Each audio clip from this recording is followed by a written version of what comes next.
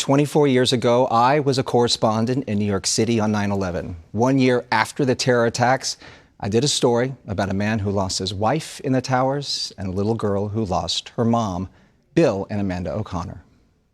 For a year, this father and his little 3-year-old daughter have been facing the world and all its difficult challenges alone. But there is a constant lingering spirit that keeps them strong. If Amanda's climbing up this ladder and she misses a step, I feel that it's her mom, you know, carefully taking her up to the top. I just always feel her, you know, Diana's presence with her baby. Diana was on the 104th floor of Tower 2 and was unable to escape. It's a searing memory for a man who woke up one day and lost his life partner, his college sweetheart, his wife of 15 years. I fell in love with her optimism. I fell in love with her passion for life. She always showed the world a smile. I moved to Los Angeles, and so did Bill and Amanda, and they're here with me once more than 20 years later. Sorry about that. That's okay, Bob. I haven't seen you since then, and I was telling Amanda, now she's just 2 years old, that I remember it very clear, the interview that we had. 24 years. Yeah, it's kind of surreal. Yes. And the fact that we reconnected by seeing you on TV was very nice. Yeah. Well, it was heartwarming when you reached out to me because I do think of you and your family every year when they go down to Ground Zero there and they read the names of family members, and I think of you. It's got to be surreal to think that was 24 years ago. It's incredible. It really is. Time flies. But I have this beautiful daughter, Amanda, that I'm so proud of. Thank you. Yeah. One of the things they do there, and I know it's been tough for you, so you haven't been down to Ground Zero since then. I have not. No, we have never gone. I'm actually... It's okay. I'm sorry. Seeing that was... Yeah. 24 years, you still have tears. It's incredible.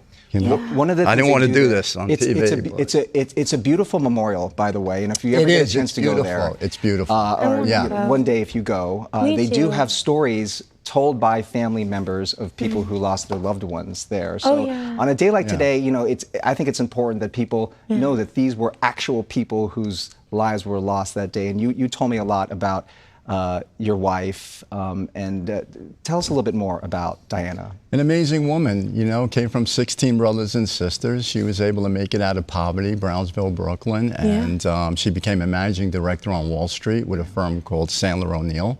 And she plowed a lot of her money into charities and schools, and she just always showed the world a smile. She was really just a beautiful, beautiful woman. And I just remember you telling me how much she loved little Amanda there. It was her life. Meticulous detail to Amanda. I mean, she was just on cloud 9 when we had Amanda.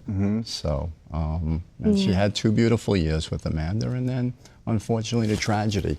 But I really want this to be positive, a thing, because I want people to know that, no matter what you go through, if it feels insurmountable, there's this strength inside of you that you could really get you through it. Your faith in God, your strength, you could really get through anything. It was really tough for a lot of families, obviously. Of course. And you were telling me that you're a success story. The love that you have for each other. Yeah. Now you're here in Los Angeles. Yeah. What has it meant to have your father by your side through this journey over the past 20 years? I honestly don't think I could have survived without him, to be honest. I mean, he is my rock in my life, and I'm so grateful and supportive, and it's just, I definitely am so grateful for him, and he's helped support my career and support my dreams. He's always been there for me. He's my best friend, and I really couldn't do life without him. And I know she's happy. I know she's proud of him. Yeah. He's mom and dad. He is. He's mom and dad. So I'm very grateful. Bob. You do bake. Well, that's good. You've learned how to cook. You've probably always been a good cook as a New Yorker there. But you don't really have memories of your mom. But do you as you go through life, do you feel her presence? I do. Everything that your dad tells you about the person that your mother was, and I also know other friends of your family. She was a very special woman. Oh my gosh, like the light of the world. I mean, I couldn't shine her shoes. She was such an incredible woman, just from what I've heard and her story. She was strong, resilient, and just brave overall. And she was so kind, so generous. I mean, she would give you the shirt off her back. I mean, she is such an inspiration for me, just to strive to be such a strong woman and just such a beautiful person. I just honestly think she was just too good for this world, too You know what's pure. interesting too, Bob? Diana bought Amanda a grand piano for her first birthday. Oh my gosh. And She did. I always wanted her to play. I still have it to this day. And now that's her instrument. Wow. You know, as a we should say musician, that you've got a music career here in Los Angeles. That's the reason why the two of you moved here. But is. her story, your story, it's all part of your story, really inspired your music career too. Oh, it did 100%, because, you know, it's a way of expression. It's a way to connect with people. And, you know, telling stories is really what I love to do, and being able to kind of have that just whole passion and everything, and having someone that really supports that dream is so important. I mean, I couldn't have done it without him. It's been an honor to watch her on her journey, really. I'm so inspired by her. She's incredible. You know, she took this tragedy, and instead of just laying in bed and pulling the covers over her head, she decided to go out and pursue her passion. Where can people find you? So my stage name is Arrow Rose, and all of my music's on YouTube and Instagram, and I'm just gonna keep writing and keep telling stories through music, and hopefully I'm making her proud. I know you are. Thank you. I know you are. It's an honor that you all reconnected with me, and I appreciate it. It's an honor for us, Bob, really. Thank you. And our mutual friend, Mauro Bertoli, says hello. Yeah. But again, I just want people to know that no matter what you're going through, you do come out on the other side. You do. And you come out in good, you know, happy. So it's wonderful to see that both of you are doing well. Thank you Bob. so much, Bob. It's been a pleasure to Never be forget. here. Thank you. Appreciate it. Thank you. We'll be right back. All right.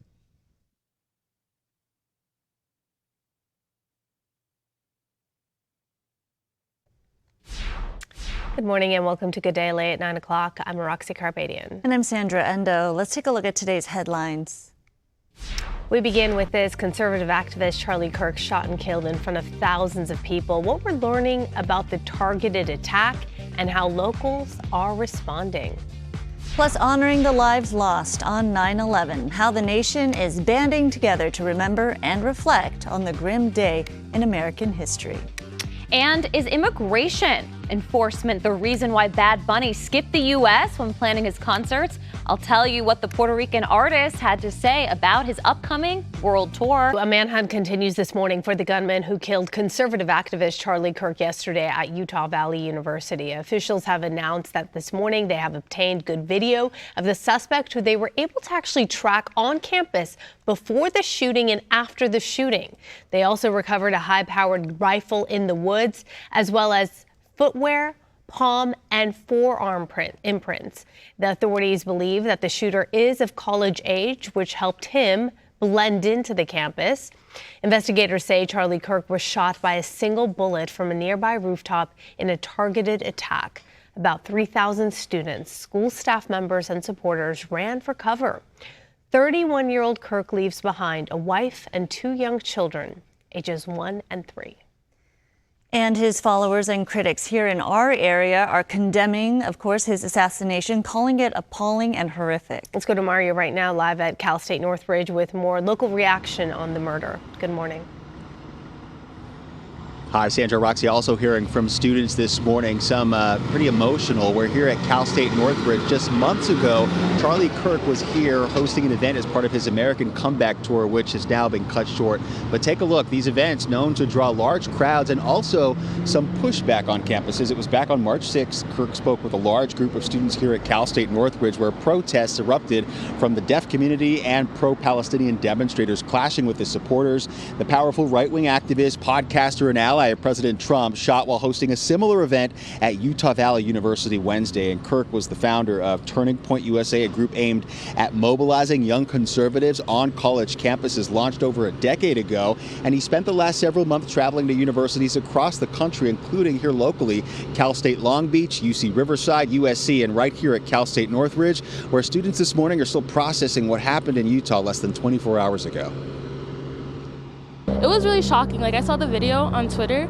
It was really bad. I was really in shock. People make their opinions and they get so aggressive, and that Charlie Kirk did not deserve to die.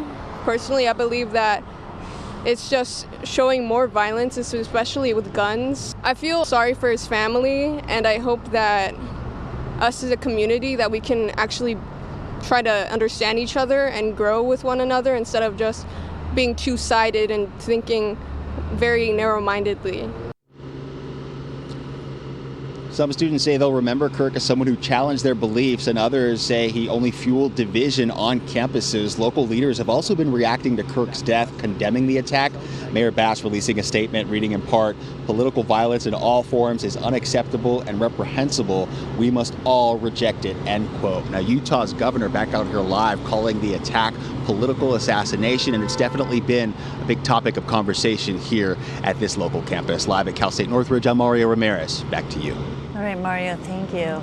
And Democratic elected leaders here at home are also speaking out. LA Mayor Karen Bass posting this on X, calling the attack disgusting and saying political violence is unacceptable and reprehensible. Governor Gavin Newsom, who interviewed Kirk on his inaugural podcast, also condemned the shooting, writing, "Charlie Kirk's murder is sick and reprehensible. Our thoughts are with his family, children, and loved ones." In the wake of Charlie Kirk's murder, a planned event with conservative commentator Ben Shapiro at the Reagan Library in Simi Valley was canceled yesterday. Shapiro was scheduled to discuss his new book, Lines and Scavengers. The library says the event will be rescheduled. And stay with us on Good Day LA for continued coverage of the Charlie Kirk shooting. If and when authorities find a suspect, we will let you know. You can also get more updates on our website. Go to foxla.com. Meantime, over in Colorado, one of two teenagers has been released from the hospital after a school shooting yesterday. It happened at Evergreen High School, which is about 30 miles southwest of Denver. A preliminary investigation finds the shooting took place both inside and outside the school building. Numerous students saw it happen, and officials say the shooter, another student at the school, is dead after he shot himself. Investigators have not released the identity of that shooter yet. A reunification center was set up for parents and guardians to pick up their children. This all happening about 30 minutes from Columbine High School, where shooting there in 1999 killed 14 people. All right, so today, marking 24 years since the 9/11 tragedy. And several commemorations will be taking place, of course, around the world, remembering those we lost and those who survived. On this day in 2001, planes taken over by terrorists crashed into the World Trade Center, New York City, the Pentagon, and another flight crashed in Shanksville, Pennsylvania. Nearly 3,000 people died from those attacks. Families of 9/11 victims held a news conference at Liberty Park in Manhattan. The families marking the moment, calling for government transparency and pushing for a lawsuit after a federal judge in New York decided last month that Saudi Arabia can face a civil lawsuit alleging the kingdom sponsored, aided, and supported the al-Qaeda hijackers.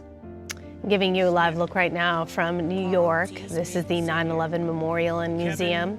Officials are gathering to read off the names of those who died during the 9/11 tragedy. About 3,000 people lost their lives. In a few minutes, a TAPS performance will take place to mark the end of a military day. It never gets easier, even 24 years from what happened there in New York and in Pentagon. Leonard J. Snyder Jr. Astrid Elizabeth Sohan. Sushil S. Solanki. Ruben Solares. And here locally, the Richard Nixon Library will be holding a Patriot Day commemoration ceremony at 11 o'clock this morning. Among this morning's speakers will be a pilot who worked for a commercial airline on 9/11 and was recalled to active duty for Operation Iraqi Freedom. All right, you know what? We do have some breaking news coming in right now. The FBI in Salt Lake City just posted this on X. They are asking for the public's help to identify this person of interest in connection with the fatal shooting of Charlie Kirk at Utah Valley University. These are the images. They held a press conference earlier this morning where they said they had pretty good images of this individual prior to the shooting taking place and following the shooting in the stairwell they described, on the rooftop, and afterward. They also did report that they did recover the gun that was used, the rifle, which was tossed into a wooded area. So this is the image that's being released right now. They're asking anyone with any information to call 1-800-CALL-FBI. Other developing news this morning locally here, the Port of Long Beach. Crews continue to salvage and recover dozens of container ships that fell off a cargo ship into the harbor. Port Authority looking into what caused some 75 containers holding furniture, clothing, electronics to fall from the ship Mississippi Tuesday morning. That was at Pier G. Most of the containers that went into the water did not break open, though. Port officials say sonar surveys are being conducted to locate and eventually recover approximately 25 to 30 submerged containers. And this right here, a live look there at the stern or the back, the cargo ship, where dozens of containers on board are precariously leaning, as you can see, toward the pier. At this point, officials don't know when they will be able to offload those containers or revive all those containers from the water. Cargo operations along the portion of the pier do remain closed at this time. No other terminals or port operations, though, have been impacted. But quite an undertaking there, right? That's right. Let's turn to some good news here happening right now. Locally, officials are holding a press conference about the reopening of the original pantry in downtown LA. Let's listen in. Is part of the soul of our city. And the solidarity from Angelenos is the reason we stand here today, and we thank everyone in the city of Los Angeles.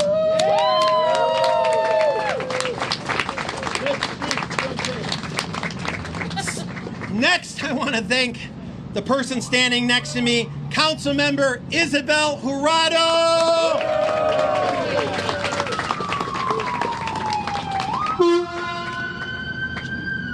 Isabel stood with these workers from the very first day when hope was a mere flicker. Isabel not only believed, but she did the hard work to push us across the finish line. Isabel is a hero, not just for these workers, but for Los Angeles. Let's hear it for Isabel. Next, who's a little starstruck here, the new owner of the original pantry, Leo Pustilnikov.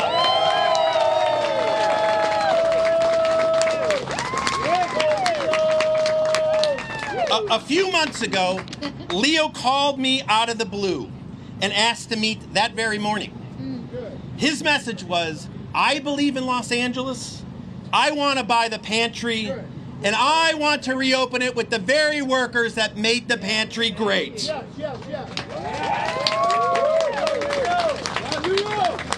Leo, within an hour, agreed to rehire the workers and recognize their union. Exciting news there, the pantry reopening. So a little bit of good news, especially for a lot of the workers that have been working there for so many years. We'll check in with Gigi, who's live there on the scene. All right, 9/11 still to come. A security expert joining us after the break to analyze the events surrounding Charlie Kirk's shooting. And of course, how this shooting raises bigger questions about political violence here in America. But first, a check of traffic. And Good Day LA Traffic is brought to you by Downtown LA Law Group Accident and Injury Attorneys. Looking at some of our cameras, it is still pretty slow in a lot of the area around downtown LA. This is our northbound 5 camera. This is at the 10.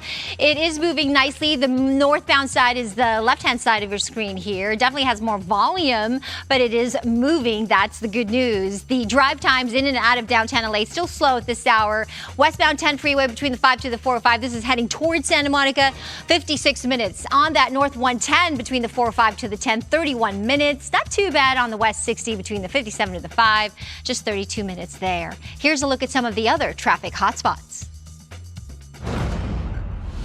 Downtown LA Law Group, California's top injury law firm, can get you paid. We handle slip and falls, accidents, and many other injury cases. Text Injury Help to 40222 or visit us online at calldowntown.com.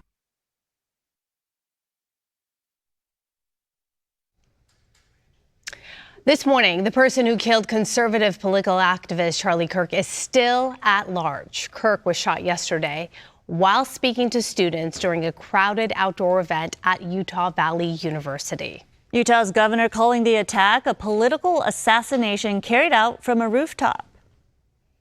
This is a dark day for our state. It's a tragic day for our nation. And I want to be very clear that this is a political assassination. Joining us now is Hal Kempfer, Homeland Security analyst. Thank you so much for joining us this morning. And as a security analyst, now you're seeing the first pictures. We're seeing the FBI releasing what they believe is a person of interest in this case. What do you make of what the investigation is looking like so far? Well, Sandra, so far they've got quite a bit of evidence. They recovered the rifle. They apparently have a palm print. They have a shoe print. And they're putting out this picture. They were holding off initially. I think they were trying to use probably facial recognition technology, some other investigative techniques to see if they could identify who this individual is. But now enough time has passed that they want to get this image out there because he may not be in Utah anymore. He could be anywhere. And so they want to have not just law enforcement, but they want to have the public looking out for this individual at large. So it's one of the ways of doing it. You know, there's good and bad about releasing an image like this because now this individual knows that they know what he looks like and that they have his image and knows what that image is.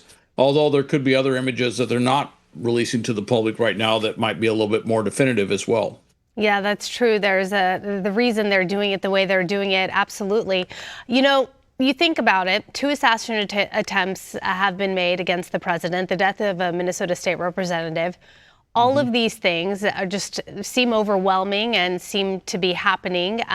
What does it say when it comes to the state of our country? Also, the future security of people like Charlie Kirk and other commentators who go out there. They have these big gatherings. They're essentially an open target for something like this. RXI, I think they're going to have to relook the threat assessment that they make on events like this. You know, we're seeing a lot of these types of events, political assassinations, not just here in the U.S., but worldwide, seem to be on a real uptick. Variety of means. You know, just recently there was an attempted assassination overseas involving a drone. Not the first time we've seen that, but drones are a big concern. I think with this one, it was a sniper attack. We've seen other types of sniper attacks. You know, we saw what happened with then candidate Trump this last year in Pennsylvania and the attempt at his golf course in Florida. And we've seen other types of attacks. I think we're going to have to look at sniper threats more significantly. And I think what you're going to see is, you know, we look at the threat from drones, but also the counter sniper capability, detection capability that drones afford a security force. I think you're going to see more drones used in events like this because you simply can't cordon off an area that big. To really cordon off an area against a threat like that, you'd have to pretty much shut down the campus. And I'm not going to be able to do that, but there are a lot of things they can do to increase the awareness and everything else involved in terms of getting early warning and keeping the protectee out of harm's way. Yeah, you wonder about the security protocol before this event. Obviously, this is a person, a figure with controversial views, whether you agree with him or not. And he was drawing big crowds in an open space like that. It's hard to really monitor who is bringing in what, if there were metal detectors involved, similar, as you mentioned, to what we saw with President Trump at an open air forum when he was running for president. So clearly something has to change on the security security level. But do you feel like the political discourse has been changing as well over the years? Have things been just going down a very bad path, for lack of better words, in terms of people attacking each other for their point of views? Well, there certainly is a lot of strident political rhetoric out there, on both sides of the spectrum, and certainly when you have that sort of strident, and also a lack, which is kind of interesting because Charlie Kirk had his views, but one thing that was kind of unique was he was open to engagement. He would challenge people with opposing views to come up and talk to him, which was kind of interesting. It's kind of sad, of course, that something like this happens with somebody whose focus was to maintain that dialogue publicly. But we have seen a number of assassination attempts here and overseas on political figures. That is becoming a bigger threat. And unfortunately, you're going to start probably seeing some things like you saw with President Trump. Used to be he'd go out there and he'd talk, and he didn't always have the ballistic plexiglass out there in front of him. Now, every time he talks in public, you see that, and you're probably going to see more things like that: drones, glass, larger perimeters, all sorts of things to protect those that you wouldn't have previously thought would be under that kind of threat. Mm-hmm. Yeah, things are definitely going to have to change. That is for sure. And we do hear that before his appearance, there was a petition to stop his event there at Utah Valley University as well. Hal Kempfer, thank you so much for your time. Homeland Security analyst joining us this morning to talk about everything that transpired. All right. Thank you.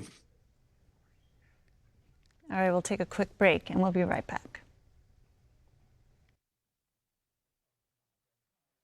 All right, welcome back to you. I'm meteorologist Maria Quaban. Wait about another 10 minutes, and you guys are going to have such an awesome surprise because the Blue Man Group are here. The Blue Man Group, I know.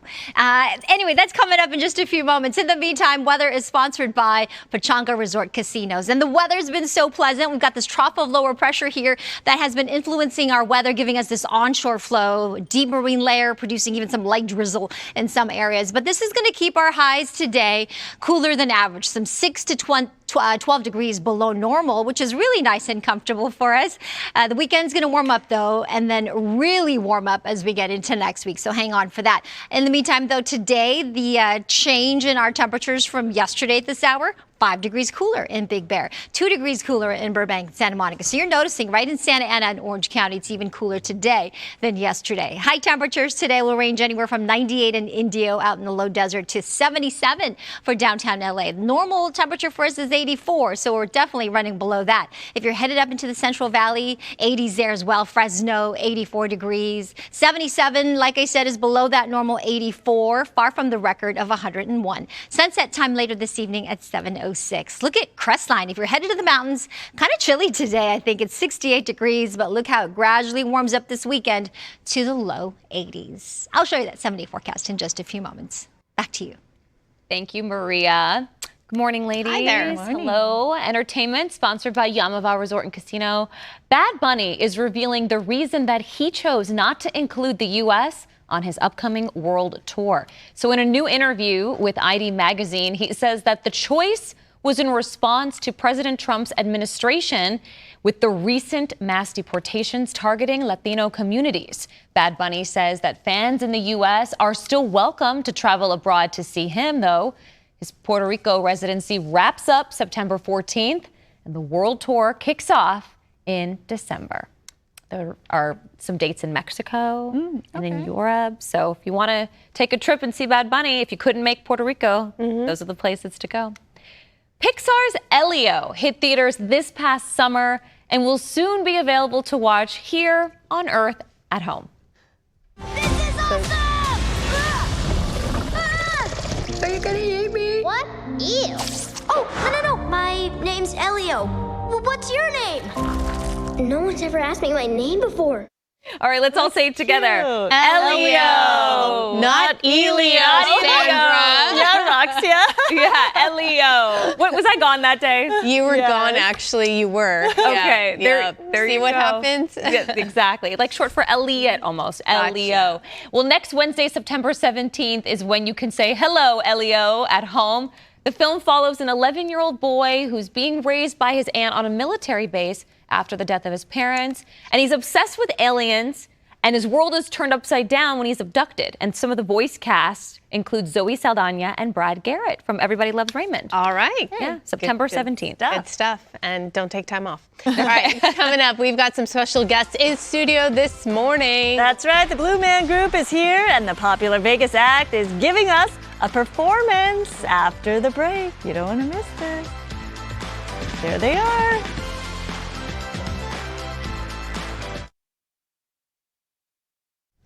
Welcome to Good Day LA. It is 9:31. I'm Roxy Carpadian. And I'm Sandra Endo. Thanks for joining us. Let's take a look at today's headlines. Conservative activist Charlie Kirk gunned down during his first stop on a nationwide tour. We have the latest on the details of the investigation. Also, 9/11 marking a solemn day in American history, the day terrorists attack America 24 years ago.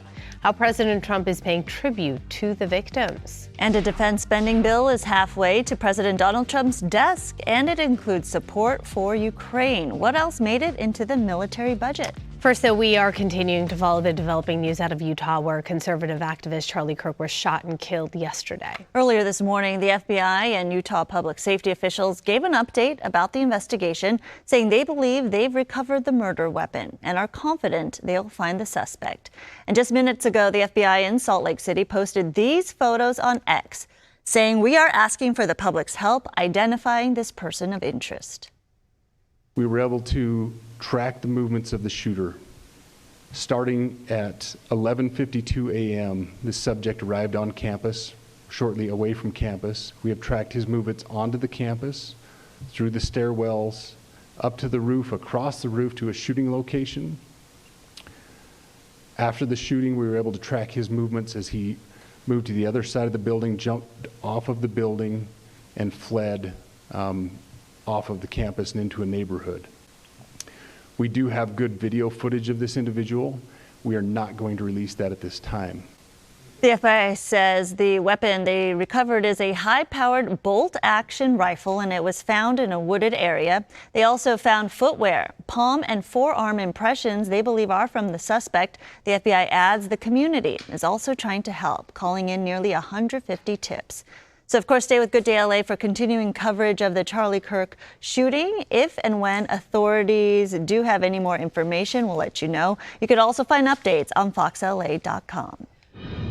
Solemn and heartfelt ceremonies taking place today to pay respects and remember the nearly 3,000 lives lost during the terror attacks on September 11th, 2001.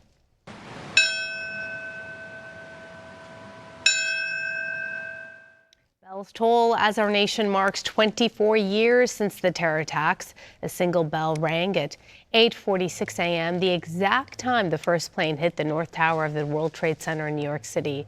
The names of each person who died was read aloud. Meanwhile, President Trump attended the Pentagon ceremony. Americans did not hesitate.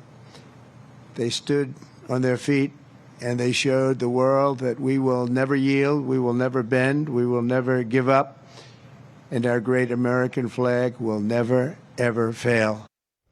Also, during that speech at the Pentagon, President Trump announced he would posthumously award Charlie Kirk the Presidential Medal of Freedom. To Washington, D.C. now, where House lawmakers have passed a nearly $900 billion defense budget. It includes a raise for military members and funding for Ukraine. The Senate is working on its own version of the budget, which Democrats were trying to force language into that would require the release of the Epstein files. But that was blocked in a 51-49 vote. Lawmakers also still need to pass a bill to fund the rest of the government or face a shutdown at the end of the month. Also making headlines this morning, the Prime Minister of the United Kingdom firing the country's ambassador to the United States. According to new findings, Peter Mandelson has been linked to convicted sex offender Jeffrey Epstein. A UK minister says the decision comes after emails Mandelson sent to Epstein in the 2000s went public. In those messages, he gave his support to Epstein, even when he was facing jail for sex offenses. In the meantime, Mandelson's son is voicing his regret and claiming he knew nothing about Epstein's criminal behavior. California lawmakers are debating a bill to extend a utility surcharge for 10 more years, raising $9 billion from electric customers to replenish the state's wildfire fund. Utility companies would match that amount, but critics say the rushed proposal limits public input. Supporters argue it's crucial to avoid future wildfire crises. Transportation Secretary Sean Duffy met with major airline CEOs as the government plans to spend billions of dollars to upgrade air traffic control systems. The push for more investment follows a series of high-profile problems this year, like the crash of a commercial plane and a military helicopter in Washington, D.C. The government has pledged to spend $12.5 billion to improve the nation's antiquated air traffic control system.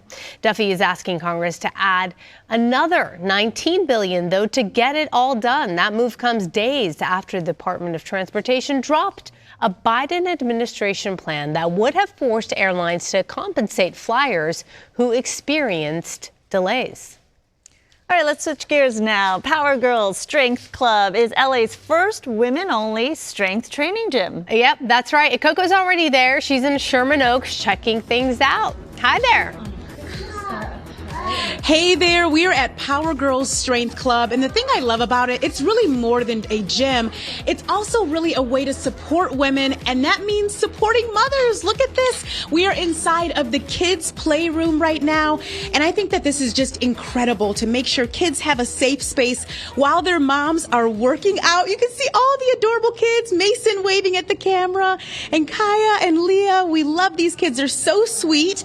And now I want to come out here, and I want to introduce you to one of the moms who is training here right now. Her name is Jamie. She is the mother of Mason, who you saw waving at the camera.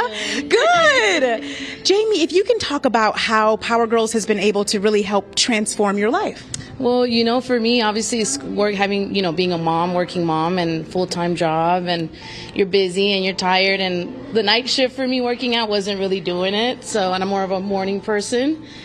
I think the biggest thing for me was not having the childcare and not having a place where you're comfortable to work out.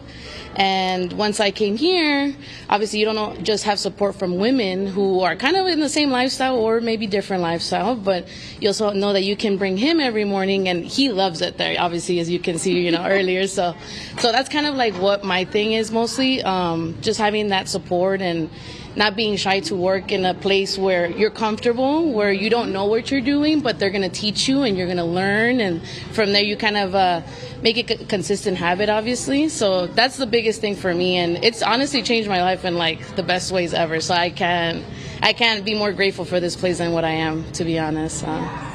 Well, thank you so much, Jamie, for sharing with us, and congratulations to you on your journey. I love what she said about how it's great to have a place that you feel comfortable working out, and also with being a mom where you can make sure your kid is safe as well. So that's what Power Girls Strength Training is all about right here in Sherman Oaks. This just opened in June.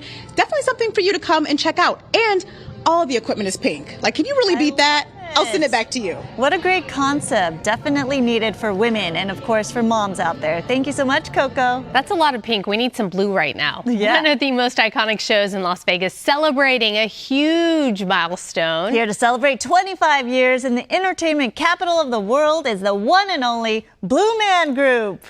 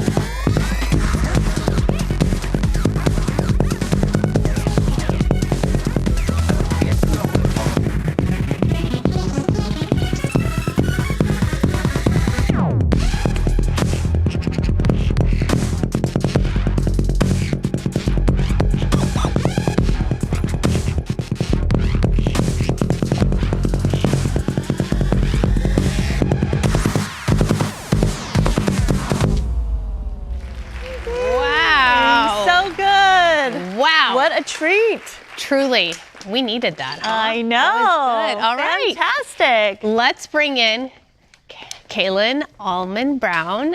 Nice to have you here. Allman-Digger, I'm sorry. That's okay. I'm sorry. I was trying not to read, but I need to read, obviously. There's a lot going on. You are here to talk about the 2026 North American Tour. So tell us all about it. Yeah, so starting in January, we're going to do a North American Tour again. We've done it in the past, but we've taken a few years off. So we're back with a new show this time. It'll be brand new material. A few things that people might be familiar with if they've seen the show already, but a lot of new stuff too. So really excited to get out and get close to people all over the country. 25 years of a lot of staring, right? That's right. It's all in the eyes, these guys. I mean, the eyes are creepy. Yeah, don't engage. The windows to the soul. Can you give us hints as to what will be new-ish? Well, there's some new music that we haven't toured before, and the band normally the show always has the three Blue Men, but then also a different collection of musicians. So we have a new version of that. Oh, nice! That features one musician that we call the rock star, and she takes care of kind of looks like. I should have. Actually, I need that. Oh yeah, we're all wearing black, so we need that. Thank you for the. Yeah. Yep. I don't like that. I don't like that. Oh my goodness. I don't. But yeah, so it's great for the family. We have kids and their grandparents. I think I did. Oh my gosh, that's making me nervous. Don't do that. That's the thing. I think it's one of those things you can take the whole family, and young kids will enjoy it, and then obviously adults. All types. It's the music, it's the creativity, the colors, it's interactive, right? There's something for everyone. And the fact that you've succeeded for so long. I remember I was a college student at NYU. I couldn't afford any tickets to see any off-Broadway or Broadway show, so I was an usher. And I had a lot to clean up after the show. You were an usher? Yeah, just for one show. You could do it for one show. Exactly, volunteer, and then you can see the show for free. And volunteer time cleaning up. That's the way to go. Yeah. There's a lot to clean up. Yeah, that's like another thing for sure. That's true. Well, thank you. This is awesome. Yeah, thank you so much. It's a pleasure to be here. We always have a good time coming to cause a little trouble. They make a mess here. Thanks again to the Blue Man Group. Get notified for their 1,000 Oaks tour. Oh my gosh, they are making a mess. We'll be right back. Go to blueman.com, okay, to get tickets. This is awesome. Look at that. Who's cleaning that? Sandra. Oh my goodness. Get out there. I told you. There's a lot to clean up. My God.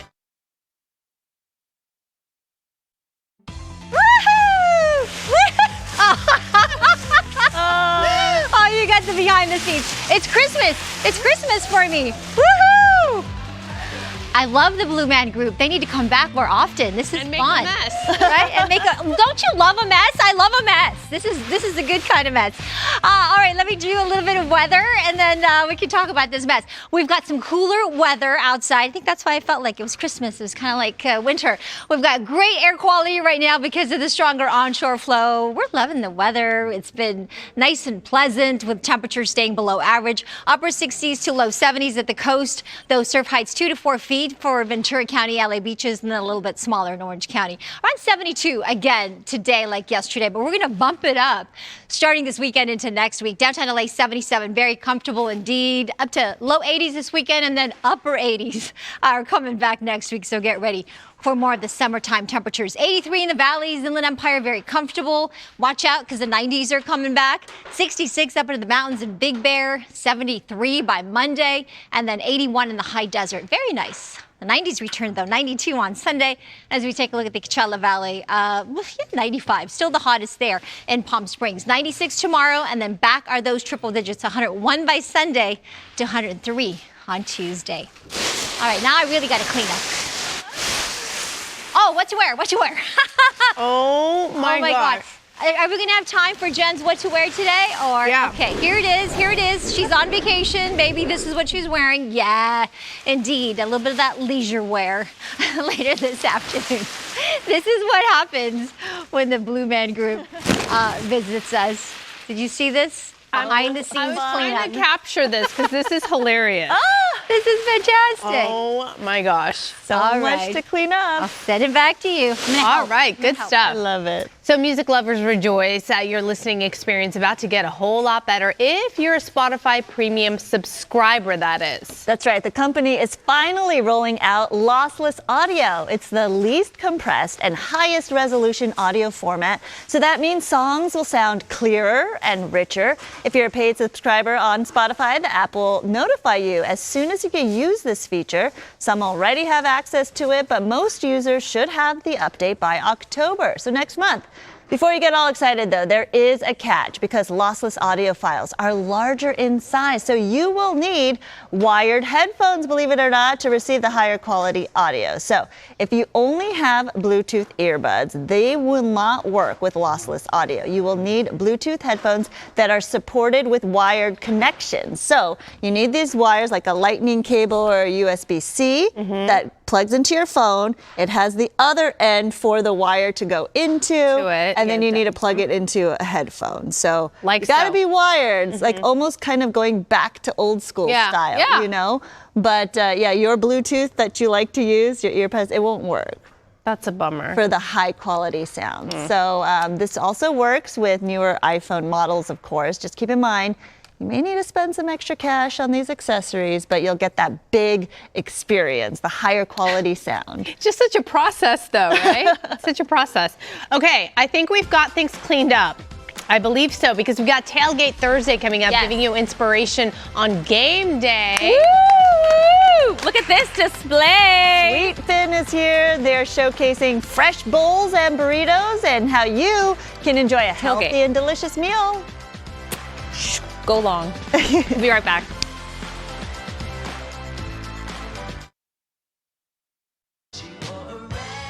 Live look outside right now, Ontario International Airport. We see you, Marine Lair. If you're traveling today, 90 degrees expected in Denver, Houston, some shower chances, Atlanta, clouds, 87 and humid, Chicago, 79 and 79 as well in New York City. Amanda, back to you. Oh, Tailgate Thursday is sponsored by your Toyota dealers. We make it easy. ooh, 'tis the season. We are kicking off Tailgate Thursday in style. And when you're watching the big game this weekend, how about some fresh bowls and burritos from Sweetfin? The Southern California brand is dedicated to serving healthy and affordable eats. And today they launched their first ever student bowl program. Here to tell us all about it is Sweetfin President Seth Cohen. Welcome, Seth. Thank you for having me. This is great because students and bowls go hand in hand. So from balls to bowls, tell us how students can get their hands on this. So our company mission is to fuel life through freshness and to make healthy food as approachable as possible. Smells fresh. And so we launched our first ever $12 student bowl program. That's great. Which we're really excited about across all locations for the entire year, 7 days a week. And we brought some of our wonderful signature bowls and taro chips here today. And how many locations do you have? We have 15 locations and we Wow. just celebrated our 10-year anniversary. Happy 10-year Thank you so anniversary. That's so exciting. And all the students have to do is show their IDs, right? Student ID, if you're an elementary school student, no ID necessary. Yeah, we're not But carding from PhD, college, high school, anyone who's a student, we'd love to have them in for a discounted bowl. Okay, I love that. And tell me about some of your best-selling bowls and best-selling ingredients. So we brought 3 of our signature bowls today. We have our signature spicy tuna over our sushi rice. Love it. We have our yuzu salmon with avocado, edamame, jicama, and Persian cucumbers over our forbidden rice. And we have our mango albacore, which is my personal favorite. Ooh, yeah. Albacore, fresh albacore, brought in daily, mango, a little crunch of macadamia nuts, some bamboo rice, edamame, and then you can't watch a game without amazing taro chips. You need the chips, you need the crunch.